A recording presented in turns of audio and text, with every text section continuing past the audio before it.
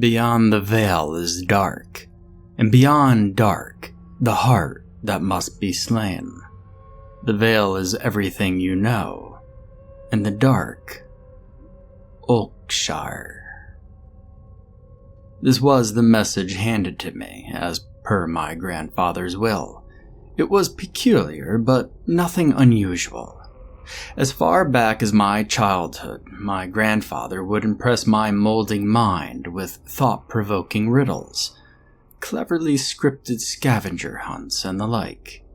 Even from the grave, it seemed, his last wish was to impart one last game of mental quandary. I missed him so, and the idea that this was as cherished to him as it was to me filled me to the brim with bittersweet joy only deep nostalgia could muster. I knew the reference of Olcshire well, being a small town in the countryside far west. Few people were known to reside there, but many spoke eerie, ghoulish stories of the place. Journalists often visited its simple folk, bombarding them with inquiries that only proved to annoy. Eventually, after an instance of trespassing that ended in violence, visitors stopped harassing the town out of respect or fear for its quiet occupants. They just wanted to be left alone, is all. I could sympathize, and though I would normally never touch such waters, I sought passionately to discover the answer to grandfather's riddle. Surely, my intentions wouldn't be met with similar animosity. Optimism floated my spirits as the taxi ferried me to the uneventful Olcshire. As expected, I was greeted with quiet, cobbled streets, with even quieter residents passing me by on the sidewalk. At first, I thought they did not want to bother me, only to prove myself wrong when noticing several of the dreary townsfolk peeking at the corner of their eyes just before I left their view. They were aware of my presence, all right. That same earlier optimism did not take long to sink into uneasiness. They were watching my every step, cold in their sideways expressions and silent in their vigil. It was already clear interaction would prove the most challenging aspect of my visit. The town itself was simple enough. Everything from stores to houses sat side by side along a single, winding stretch of street, short enough to traverse easily, though long and curved enough to not see from end to end. The buildings were constructed without space between them, unable to journey behind them without having to access to the structure's back door. The buildings were constructed without space between them, unable to journey behind them without having access to the structure's back door. A dreary air of solitude lingered in Olcshire, the kind that could leave any outsider feeling unwelcome or out of place. The light warped into scarlet as it sank beyond the blue mountains in the west. I would need to find a place to sleep for the night soon. Eventually, I came across an olden day inn at the end of Olcshire and decided to make it my place of rest. Upon entering, I found the inside vacant, with the exception of one middle-aged innkeeper behind his desk. His white button-down collared shirt was sloppily untucked, and his sleeves rolled up to his elbows. He wiped his spectacles with an overused cloth as he listened to the radio static. I couldn't understand a single word that buzzed from its speakers. He heard me come in, and so adjusted his spectacles on the ridge of his nose to stare at me in the same manner I've become accustomed to. "What do you want, feller?" he questioned with a drawl. "Well, I would like to rent a room for the night." He sucked his teeth at my request and glared a moment longer before handing me a key. In the same gruff, unwelcoming voice, he uttered, "Second floor, room 11. I thanked him and offered to pay, yet he refused. He insisted I pay him in the morning. Something about service before payment. Such professional response, given everyone's behavior, sounded strange to me. In a way, it proved to further unnerve me. Grandfather must have counted on the social tribulation I would need to endure to solve his riddle. He was known to include unusual problems to his games, though never to this extent. I would have to muster all my inner resources to solve this. The way to my room was worn down, almost decrepit. The instability of the stairs was unquestionable, and the portraits hung along its ascent were dusty and faded. When I reached the second floor, the conditions were no different. The floor creaked unusually loud with every step, and the wall paint peeled in many places. The doorknobs and hinges all rusted to a urine color. When I reached room 11 and shakily fit the key into the lock, something moved abruptly on the other side. I froze then and there, my hand quivering, with key in hand. I dared not move for fear of what lay beyond that portal. I gulped hard and slowly positioned my free hand on the pistol I kept secret on the inside of my pants waist. When enough courage was mustered, all motion appeared to slow as I slammed the door open. My pistol was drawn faster than I thought I was capable of, yet my aim convulsed under the stress. It pointed wildly into the darkness. Nothing stirred beyond what I could see. Just to be certain, I waited a moment more before inching to the light switch. When I flipped the switch, I immediately refocused my uneasy sights, and again, there was nothing. The switch turned on a single lamp on the nightstand beside the bed I was to sleep in. The room, surprisingly enough, was practically spotless.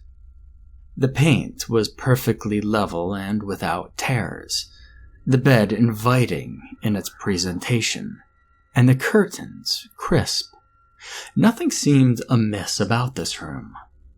But then again, that was even more unusual.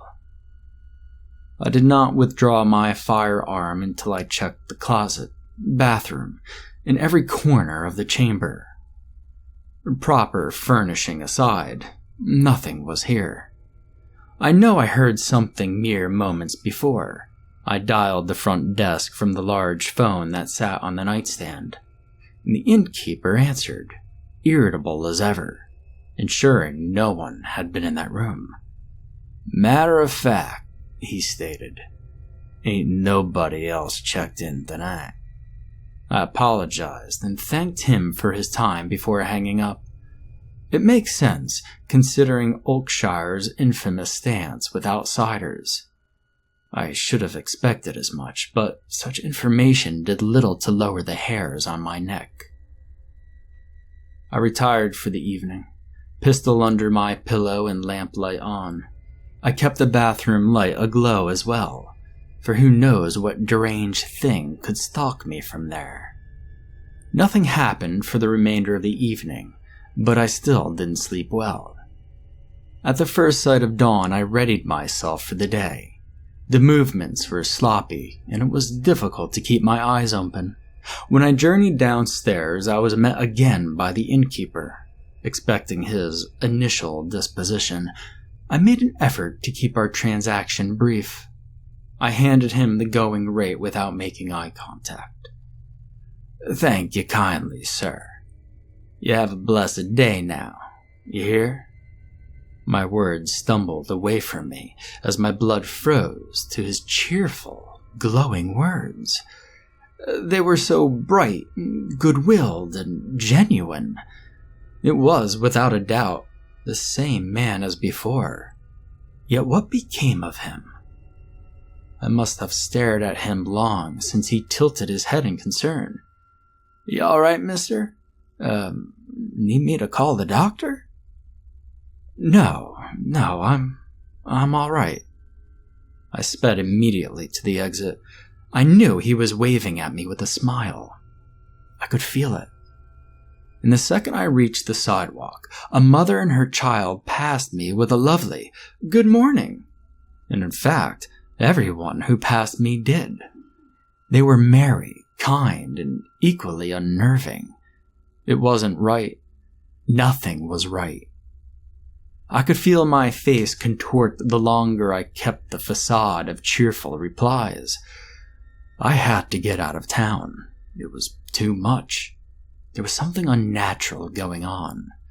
No previous visitor to Olcshire mentioned this nonsense.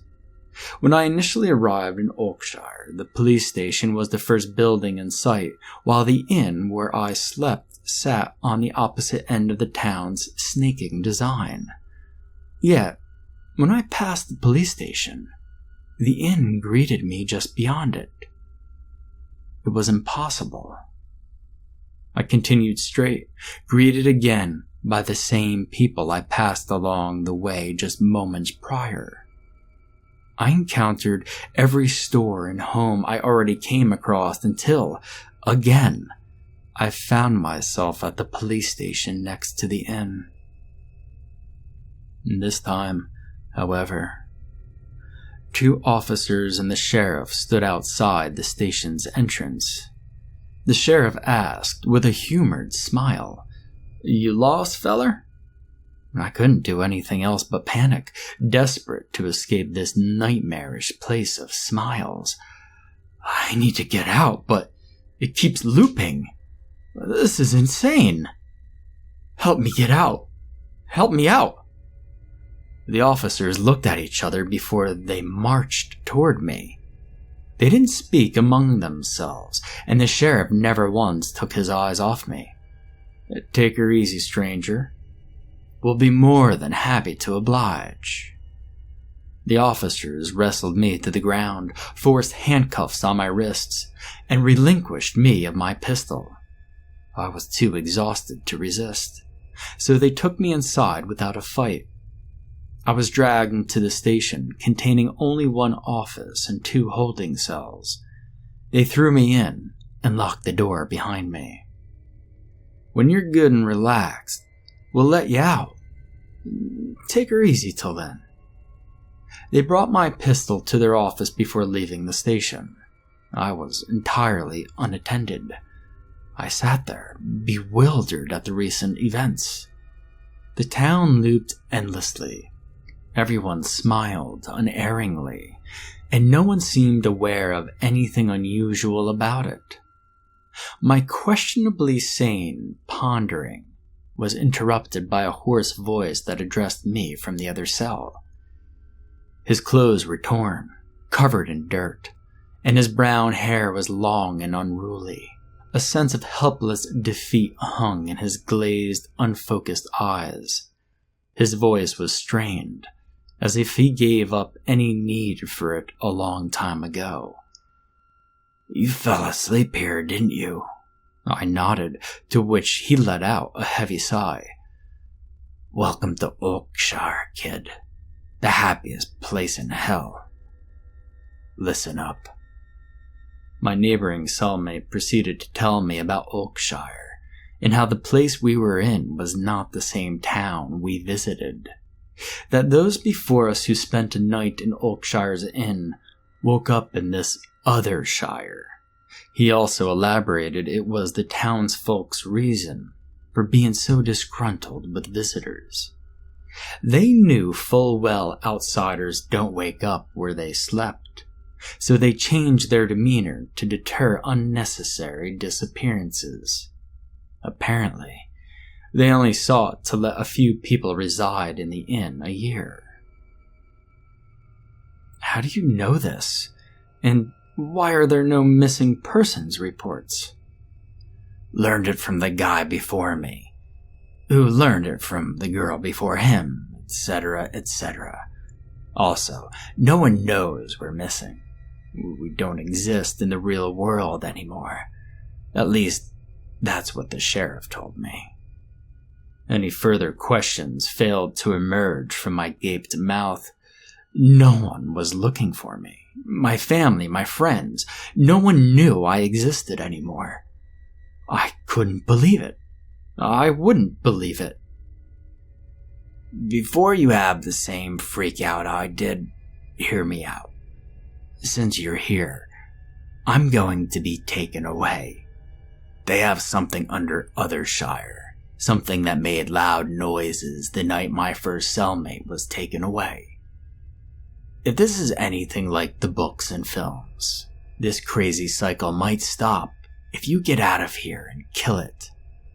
He tossed me a crudely crafted key through the bars that landed at my feet. It's a skeleton key. I would have used it, but I don't have the energy anymore. I've been here so long. You have what's needed to end this, so you won't need me anyway. I was confused for a moment at his words. His eyes rolled at me as he pointed to the office across from us. The fucking gun. Shoot whatever's down there. Stop those creepy, annoyingly pleasant phonies. The front door slammed open from out of view. I took the short time before they came around the corner to hide the key under my foot. Speak of the devils. The sheriff and his henchmen stood before us, first approaching my cell with long, nightmarish grins. Y'all feeling alright there? Hang tight. We'll have you out in no time. As for you, the sheriff took 2 giddy steps to my cellmate's door. His officers unlocked the cell and hungrily lunged at him. He was so tired and worn, unable to muster any meaningful retaliation. They took him away with his hands cuffed and behind his back as the sheriff whistled a backwards tune. I made my move no more than seconds after the front door closed behind them. I grabbed the key with my teeth and carefully unlocked my handcuffs, then released myself from my cell. I bolted for the office, using the key to unlock it as well. My pistol sat unprotected and still fully loaded on their desk. How fortuitous. I left the station, weapon in hand, and I found myself in an ominously vacant Othershire. The sky was crimson without the sun or mountains in sight. An unearthly tinge of light brown coated every building and cobbled stone which, for other reasons I cared not to understand, appeared ancient and in disrepair. Mixed with the bloody sky, Othershire unveiled itself to be a nightmare town of rusted monochrome. There wasn't a soul in sight, but a haunting drone of chants hummed from the inn. I sprinted until I burst through the door with the gun raised. I followed the horrid hymns, past the innkeeper's desk and into his office. And there, I found a hidden passage in the wall, left completely open. It led to a spiral staircase and, with utmost caution, I descended. The depths it reached could be impossible, yet, by then, I was already aware of the impracticality in thinking anything ordinary as native to Othershire. When I reached its bottom, only a dark, solemn corridor waited for me. I held the pistol in my right hand while I followed the wall with my left. It was like I stared into the gaping maw of the abyss, yawning into infinity from where no man should tread. The air grew thick with musk, and the wall, I felt, was cold and damp. With each passing minute, the chants grew from a hum to a loud chorus, so I knew I was drawing closer. It continued to stretch and echo on until I stumbled upon an open door at its end that flooded with a deep scarlet glow. From just outside its entrance, there hung a stench I couldn't explain, but the hymns originated from just beyond it. I quietly stepped in, and there they were, The entire town danced and sang in crooked steps and speeches around a seemingly bottomless well. The chamber was impossibly large. Its high ceiling and far walls blasted back their alien songs. They didn't notice me, so I crept as close as I could, with both hands firm on my pistol. At the well's mouth, I saw my cellmate knelt on its precipice. He was smiling, staring into the well with a gleam of madness that had replaced the defeat in his eyes. He loosed an inhuman shriek of delight before he tumbled forward into its depths. The celebrants cheered and applauded, and I dared not imagine what they could have done to him to make him so willing to plunge. It was sickening. The jubilation ceased abruptly, their last echoes painfully diminished in seconds. From the deep of the well was a crunching noise that forced shivers across my skin, and in unison they turned to face me and the end of my pistol. Their gleeful smiles were wide beyond normal facial expressions, and their teeth more tall and crooked than any should. Their eye sockets were empty, yet I could feel them stare into me. I aimed in their general direction, for I was not close enough for them to grab me, but my hands trembled painfully under the weight of their joined, eyeless gaze. I couldn't pull the trigger. It was too much. They opened their mouths as if their jaws were unhinged, and in that moment came a roar that shook both the earth and my mind. It was a shrill and otherworldly. For the time the room shook, my thoughts also shook away from anything sane.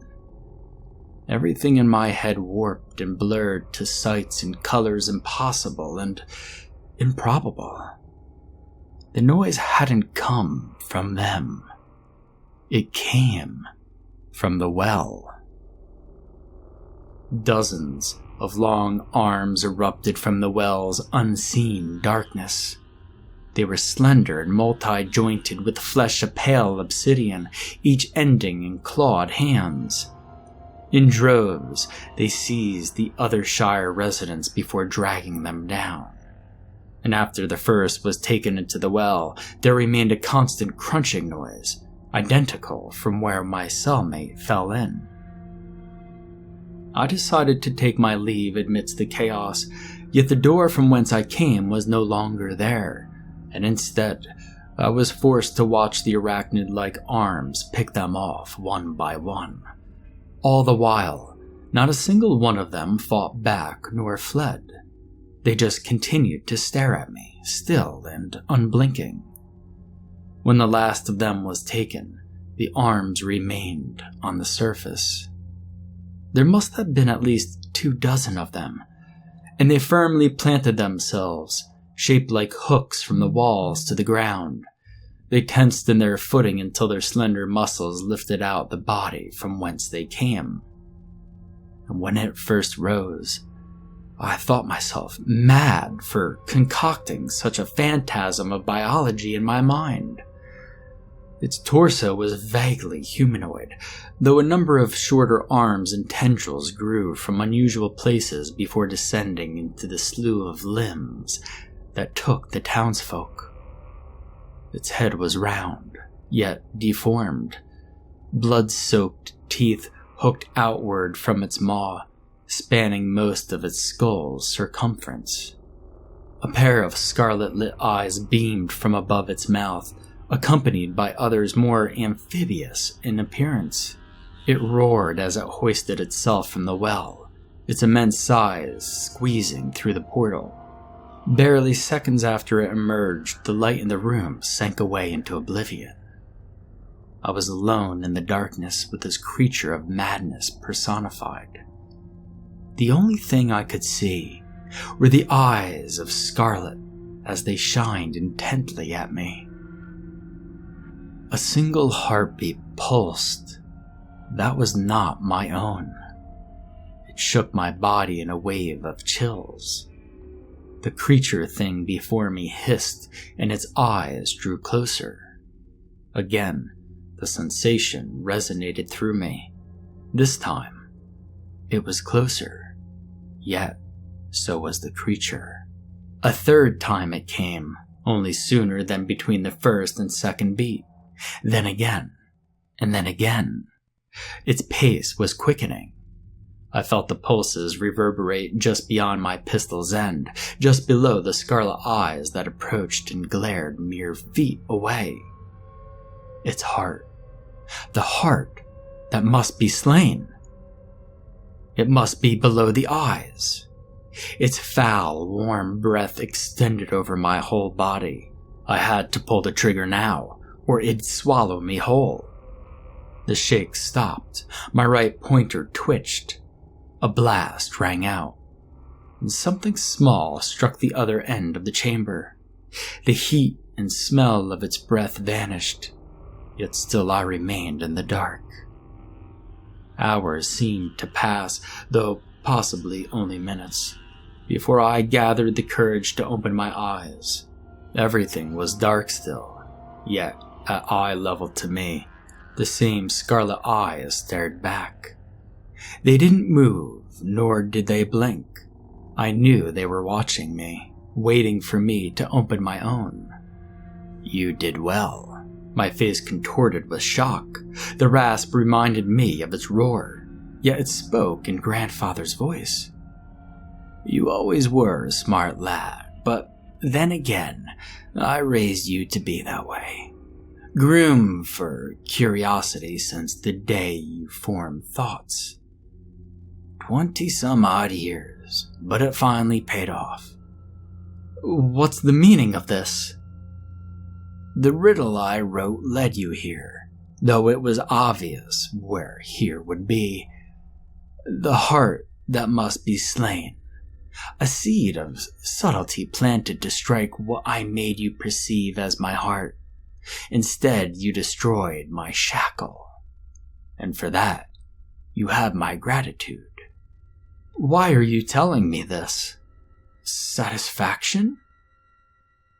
Brag before you eat me as well? No, you will live. I intended that as a gift for falling for my ruse. But it will curse you as well. You will remember this in your deepest dreams, though no one will believe you. Scarlet eyes closed as a vacuum pulled me backwards. I screamed something at it, though after I hit a solid surface behind me, I couldn't remember what. Everything was scrambled from then on. My eyes were finally open, and the nurse was at my bedroom already. It's time for morning medications after all. I'd like to leave this place, but they won't let me. I tried to give them my name, but there are no records that I exist. Tests have shown nothing. No one knows of me, and no one has ever heard of Olcshire. And now they call me John Doe. But I think that's a nice name. I've told many doctors my story, but none of them believe me. No one ever heard of Olcshire, and it doesn't exist on any map. They all think I'm crazy. And I know I'm crazy, but so what?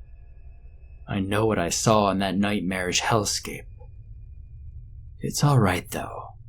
I can't say I blame them for not believing me. I wouldn't believe me either.